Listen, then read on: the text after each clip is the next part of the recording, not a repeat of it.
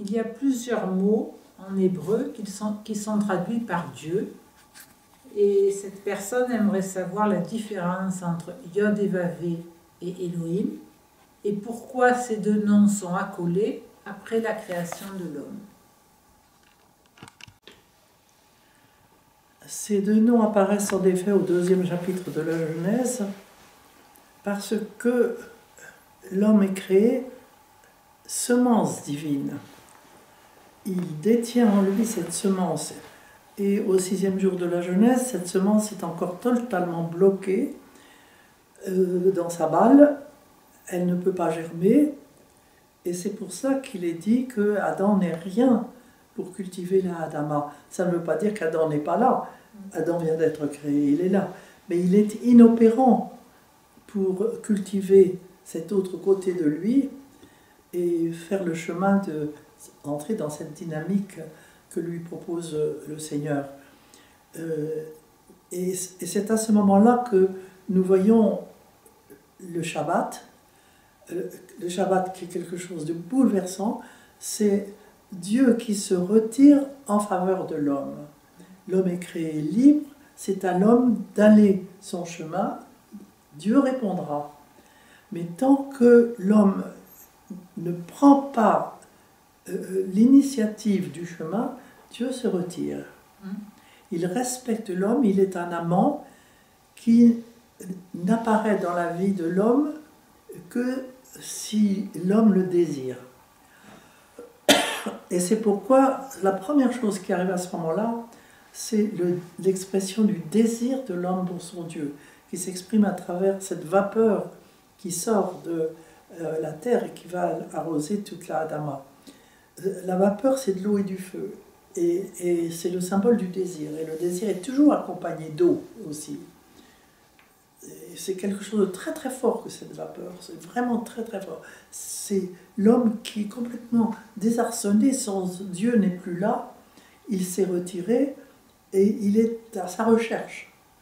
Et toute l'origine du désir est là. Et c'est quelque chose de très très fort. Parce que nous, dans notre situation d'exil, lorsque nous avons un désir l'un de l'autre, c'est l'expression à notre niveau terrestre de ce désir fondamental, ce désir qui a une force, une puissance incroyable. Et c'est pour ça que le désir entre l'homme et la femme peut atteindre à des meurtres ou à des choses tragiques, parce qu'il a une puissance divine. Et il s'agit justement dans notre vie de recouvrer peu à peu cette puissance divine en nous appuyant sur l'amour humain. Il ne s'agit pas de le rejeter, au contraire, de s'appuyer dessus, mais de retourner vers cette puissance divine. Et c'est lorsque l'homme exprime son désir qu'éclate la semence. Et à ce moment-là, le saint nom de Yod et Vavé apparaît. Ce Yod et Vavé qui est là et qui n'est pas encore là, qui est là parce qu'il est de toute éternité, et en même temps, l'homme doit le conquérir. Et c'est pourquoi c'est le nom de Yod et Vavé qui représente essentiellement l'homme.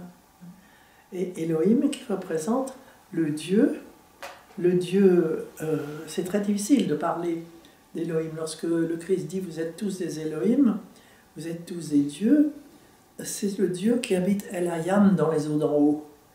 C'est le Dieu transcendant, mais que l'homme est appelé à devenir. Mais c'est une première étape de devenir son nom. Yod et Vavé, c'est le nom de tous les hommes, collectif. Je suis, mais chacun de nous va découvrir son nom secret, propre.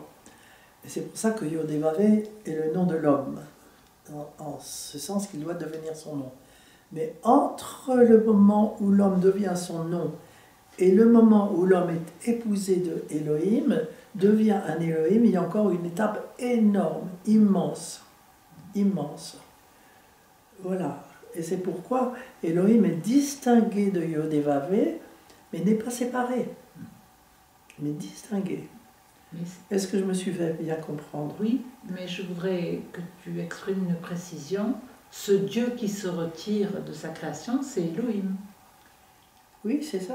C'est ce que tu as juste dit Dieu. Alors, comme Elohim, je veux la différence. Oui, mais tout le monde, je crois que tout le monde sait tout de même que c'est Elohim, puisque Yod et Vav n'est pas encore apparu.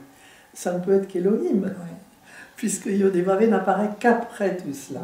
Tu vois, Elohim se retire. Il se retire derrière l'homme. Ça ne veut pas dire qu'il disparaît. Ça veut dire qu'il se retire derrière l'homme. L'homme se tourne vers lui, il est là. Il ne se tourne pas vers lui, bon, l'homme va faire son chemin seul. C'est pour ça qu'aujourd'hui, quand on dit s'il y avait un bon Dieu, ces choses-là n'existeraient pas, le bon Dieu n'y peut rien. Mais rien. Parce que l'homme ne se tourne pas vers lui, Dieu se retire. L'homme fait son expérience. Comme cet enfant qui veut mettre le doigt dans le feu, malgré que son père lui dit que ça brûlait. Bon, ben, il met son doigt dans le feu. Il fait son expérience. Le père n'y peut rien. Le père n'y peut rien. Tu vois, voilà, c'est ça. On a une image divine vraiment, mais infantile dans notre monde. C'est ça qui est tragique, infantile. Un Dieu tout-puissant, rien ne se passe dans le monde sans qu'il le veuille, etc. Mais... Et donc, Yod et Vav et Elohim agissent en synergie par l'homme. Par l'homme, c'est ça, tout à fait. Si l'homme se retourne pour devenir son nom, Elohim est là. S'il se retourne en lui-même pour prendre le chemin de la ressemblance, d'ailleurs le mot ressemblance est un très mauvais mot, parce qu'il ne s'agit pas de ressembler à Dieu, il s'agit de le devenir. C'est un très mauvais mot, le mot ressemblance. D'un mot, le verbe ressembler, c'est le même sang. C'est le sang. Nous sommes de sang divin. Et nous avons à devenir ce Dieu. Et pas à lui ressembler. Les mots sont...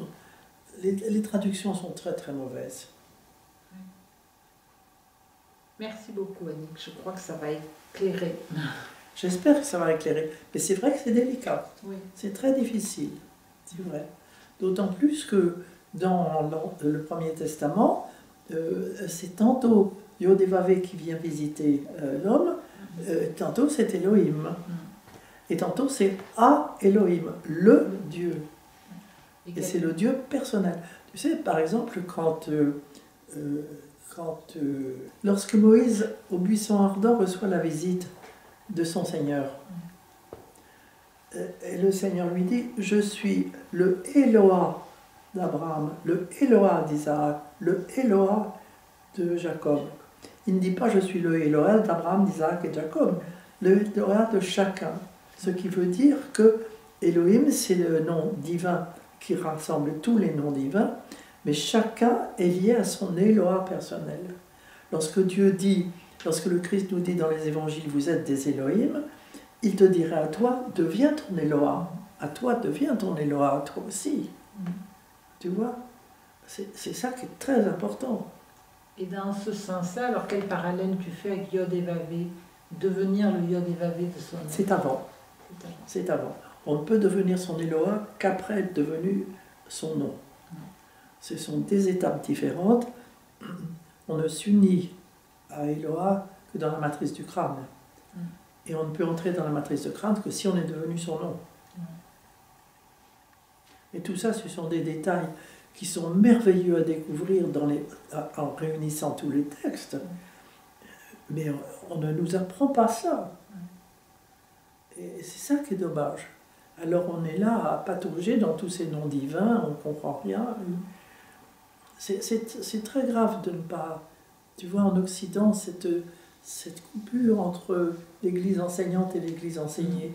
Résultat, l'Église enseignante, elle ne sait plus enseigner parce qu'elle a perdu la connaissance. Oui, il faudrait qu'elle sache pour pouvoir transmettre. Oui. Merci bien, Annick.